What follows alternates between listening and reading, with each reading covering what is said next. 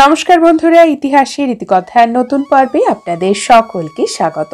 বন্ধুরা, আজকের পর্বে আমরা জানব অমাবস্যা তিথিতে কোন কাজগুলি করা উচিত নয়। সনাতন হিন্দু ধর্মের ক্যালেন্ডার অনুসারে অমাবস্যা, পূর্ণিমা, সংক্রান্তি বা একাদশী এই তিথিগুলো যথেষ্ট গুরুত্বপূর্ণ। এর মধ্যে অমাবস্যা তিথি একটু আলাদা, কারণ এই তিথি পিতৃতর্পণের সঙ্গে যুক্ত বা শ্রাদ্ধ কর্মের সঙ্গে যুক্ত। অমাবস্যা তিথিতে চন্দ্র দেবতা অদৃশ্য অবস্থায় থাকেন, অর্থাৎ তাকে দেখা যায় না। এই কারণে যে কোনো ধরনের সামাজিক শুভ অনুষ্ঠান অমাবস্যা তিথিতে করা হয় না। অমাবস্যা তিথিতে বলা হয় দেরি করে ঘুম থেকে ওঠা ভালো নয়। সাধারণত ব্রহ্ম মুহূর্তে ঘুম থেকে উঠে প্রাতঃকর্ম সম্পন্ন করাই উচিত। এতে জীবনে ইতিবাচকতা আসে, পজিটিভিটি আসে এবং দেবতাদের আশীর্বাদ পাওয়া যায়। দেরিতে ঘুম থেকে ওঠা ব্যক্তির জীবনে নেতিবাচক শক্তির প্রভাব পড়ে। অমাবস্যার সময়ে নেতিবাচক শক্তি আরো বেশি শক্তিশালী থাকে।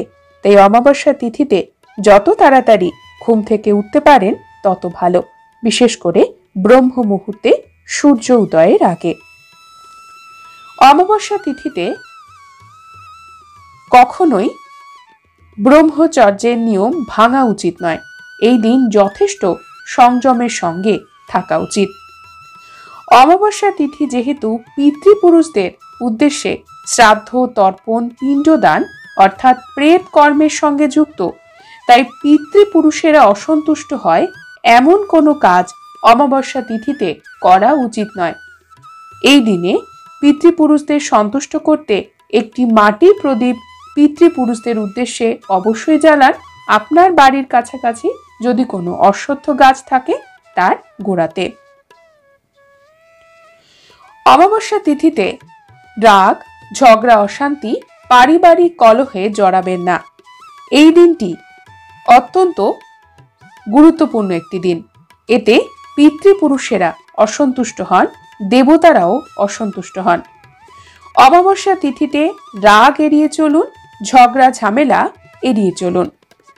অমাবস্যার দিনে বিবাহ, গৃহপ্রবেশ, সন্তানের নামকরণ বা শিশুর অন্নপ্রাশন যে কোনো ধরনের শুভ অনুষ্ঠান করা ঠিক নয়। জ্যোতিষশাস্ত্র বলছে অমাবস্যার দিনে এই সকল কর্ম করলে সেটি অশুভ ফল দিয়ে থাকে। অমাবস্যার দিনে শুভ অনুষ্ঠান করতে নেই। অমাবস্যার দিনে খাওয়া দাওয়ার ব্যাপারেও সাত্ত্বিক হওয়া প্রয়োজন। এই দিনে মাছ, মাংস, ডিম, পেঁয়াজ, রসুনের ব্যবহার খাবারে করবেন না। এছাড়া ছোলার ডাল, মুসুর ডাল এই ধরনের খাবারও বর্জন করুন। বলা হয় অমাবস্যার দিনে চাল, গম বা যে কোনো ধরনের খাদ্যশস্য কেনা উচিত নয়।